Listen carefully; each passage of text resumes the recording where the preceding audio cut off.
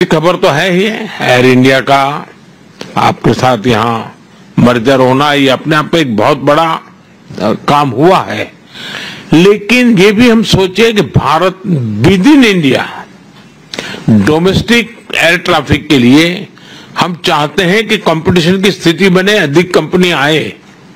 आज वो स्थिति नहीं है, बहुत पूरा स्काई ओपन पड़ा है जी।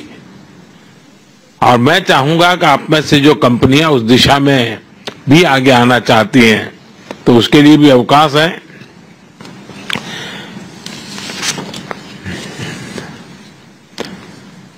एनर्जी सेक्टर में यहां पर काफी चर्चा हुई, ग्रीन हाइड्रोजन की, अमोनिया की। हमने पूरी दुनिया को एक वादा किया है और हम ग्लोबल वार्मिंग को जो चैलेंज मानते हैं उसमें हम सिर्फ अपनी संवेदना व्यक्त कर करके अटकने वाले नहीं है, हम सॉल्यूशन देने वाले लोग हैं। और हमने 500 गीगावाट का लक्ष्य टारगेट किया है और 2030 तक मुझे करना है। और उसमें मैं न्यूक्लियर की तरफ भी उतना ही जाना चाहता हूं, हाइड्रो पर भी जाना चाहता हूं, सोलार पर भी जाना चाहता हूं, विंड पर भी जाना चाहता हूं। उसी प्रकार से हमने बायोफ्यूल की पॉलिसी बनाई है, उसकी दिशा में भी एक बहुत बड़ा काम। और आपने G20 समिट में भी हमारे जो आउटकम है उसमें बायोफ्यूल की बात आपके ध्यान में आई होगी। भारत उसको लीड करना चाहता है।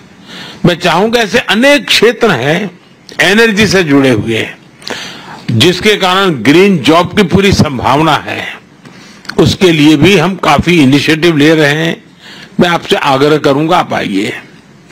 हम देश में दूसरे प्रकार से भी एनवायरनमेंट को एड्रेस करना है, जैसे हमारी स्क्रैपिंग पॉलिसी।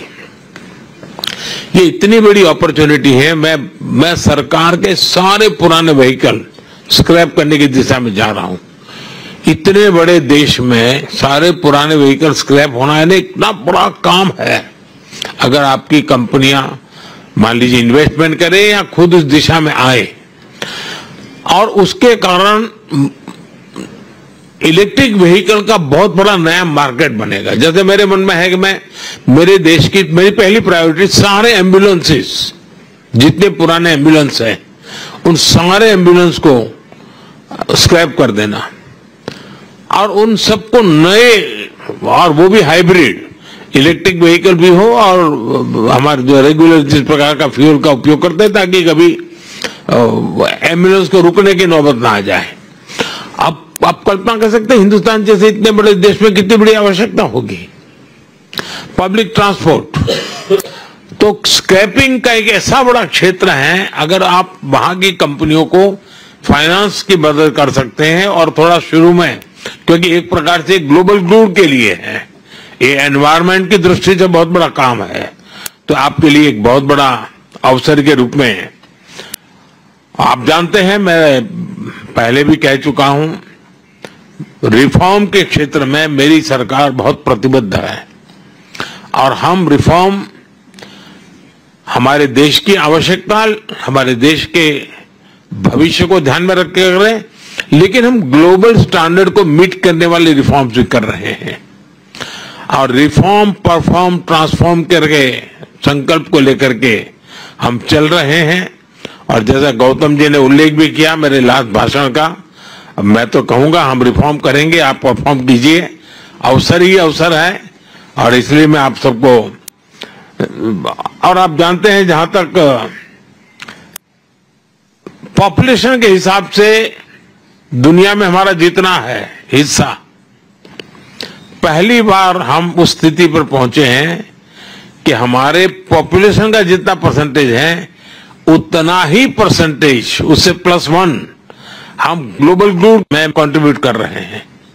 यानी एक वैश्विक जिम्मेवारियों को संतुलित रूप से निभाना, ये बहुत कम लोग कर सकते हैं, जो आज इतना बड़ा भारत देश कर रहा है। तो मैं मानता हूं कि इसको आप आगे जाकर के अपने फायदे में भी कैसे बदल सकते हैं। आप देखते हैं फिनटेक ने दुनिया में, भारत के पास टैलेंट भी है, उसका लाभ तो मिलेगा, लेकिन भारत के लोग टेक्नोलॉजी के एडॉप्ट करने में कितने तेज हैं। आज फिनटेक की दुनिया में हमारा यूपीआई, फाइनेंशियल डिजिटल ट्रांजैक्शन, दुनिया में जितना रियल टाइम ट्रांजैक्शन होता है उसका 50% अकेले इंडिया में होता है। इसका मतलब ये ऐसा क्षेत्र है कि जिसमें इसका मतलब ये हुआ कि फिनटेक की दुनिया में अगर ग्लोबल लीडर बनना है तो भारत को केंद्र बिंदु बना करके बड़ी आसानी से आप फिनटेक की दुनिया में आप आगे आ सकते हैं। स्टार्टअप के अंदर हमने काफी रिफॉर्म की है। इस बजट में भी हमने स्टार्टअप को काफी रिलैक्सेशन दिए हैं। भारत में टियर 2, टियर 3 सिटी में भी बहुत तेजी से स्टार्टअप ग्रो कर रहे हैं। 10 साल के भीतर भीतर हम करीब 10 साल पहले 100 स्टार्टअप थे, आज करीब करीब 100,000 से भी ज्यादा स्टार्टअप है। बहुत बड़ी मात्रा में ग्लोबली लोग इन्वेस्ट कर रहे हैं और सक्सेसफुल स्टोरी है कि बहुत बड़ी मात्रा में उसमें से यूनिकॉर्न्स बन रहे हैं। मैं चाहूंगा कि आपके यहां जो फाइनेंस के वर्ल्ड से जुड़े हुए लोग हैं, भारत के स्टार्टअप की दुनिया को अगर तराशेंगे तो उनके सामने बहुत बड़ी संभावना है। हम बहुत एग्रेसिवली सेमीकंडक्टर के क्षेत्र में जा रहे हैं। अब तक करीब 5 कंपनियां ऑलरेडी अपना काम शुरू कर चुकी हैं, आगे भी औरों की संभावनाएं हैं और हम पूरी इकोसिस्टम को लाने वाले। हमको एक छोटा सा टुकड़ा, एक आध हिस्सा करके अटकने वाले नहीं है। भारत के पास टैलेंट है। आज दुनिया में जितने भी चिप्स हैं, अगर उसका राइटिंग का काम है हो रहा है, सब बड़ी कंपनियों के रिसर्च यूनिट वहीं पर है। अब हम चाहते हैं कि हम खुद ही यहां पर उस दिशा में आगे बढ़े, तो आपके लिए वो भी एक बहुत बड़ा स्कोप है। भारत में एक स्टेबिलिटी है, पॉलिटिकल स्टेबिलिटी है, लेकिन हम हमारी नीतियों में प्रिडिक्टेबल नीतियां लेकर के चल रहे हैं, लेकिन प्रोग्रेसिव पॉलिसी लेकर के भी चल रहे हैं। हम दुनिया में जो भी संभावना है उन नीतियों को और के लिए काफी ओपन हो, कोई सीक्रेसी और फिर बाद में जाकर के कुछ दूसरा और फिर कोई तीसरी डेफिनेशन, हम उस दिशा में जाने वाले लोगों में से नहीं है। एंड एक ट्रांसपेरेंसी के साथ, पूरे कमिटमेंट के साथ दुनिया के सब लोगों को आ रहे हैं। आज मैं सिंगापुर में इतने बड़े महत्वपूर्ण फोरम में बैठा हूं तो मैं आप दिलाना चाहता हूं, भारत तो प्रगति कर रहा है, लेकिन भारत में जो सरकार है वो सरकार पिछले 10 साल में जो काम किया है उससे 3 गुना काम इस 5 साल में करने के मिजाज से काम कर रही है। वो विश्वास लेकर के हम कर रहे हैं। अभी मेरी सरकार नहीं हुए है, अंदर सिर्फ हमारे जो नीति निर्णय हुए हैं, शायद दुनिया के किसी देश में 5 साल में जो निर्णय नहीं हो सकते होंगे वो मेरे 100 डेज में हुए हैं। हमारी स्पीड है, स्केल भी आप कल्पना कर सकते हैं। सिर्फ हमने गरीबों के लिए घर बनाए 4 करोड़ घर।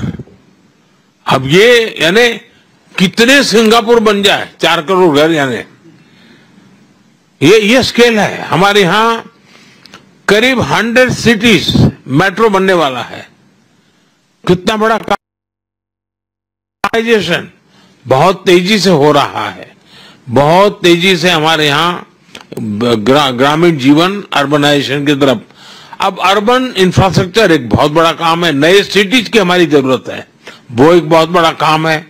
यानी मैं कहता हूं कि स्काई इज द लिमिट वाली व्याख्या भी भारत के लिए छोटी पड़ती है, क्योंकि हम तो स्पेस में भी उतना ही काम कर रहे हैं। स्पेस में आज दुनिया में हमने जिस प्रकार से काम किया है और स्पेस को हमने ओपन अप कर दिया है। मेरे यहां पॉलिसी में अब स्पेस को हमने सरकारी एक इकाई के रूप में नहीं रखा है, इसको हमने ओपन अप किया है। आज सिर्फ स्पेस में मेरे यहां 200 से ज्यादा स्टार्टअप्स हैं और 22-25 साल के बच्चे खुद अपने सैटेलाइट लॉन्च कर रहे हैं। यानी आप कल्पना कर सकते हैं कि कितना तेजी से विकास हो रहा है। और इस विकास की यात्रा में मैं आप सबको भागीदार बनने के लिए निमंत्रण देता हूं। मुझे बहुत अच्छा लगा, आप सबने समय निकाला। आप में से बहुत से साथी हैं जिनको कभी न कभी मुझे मिलने का अवसर मिला है।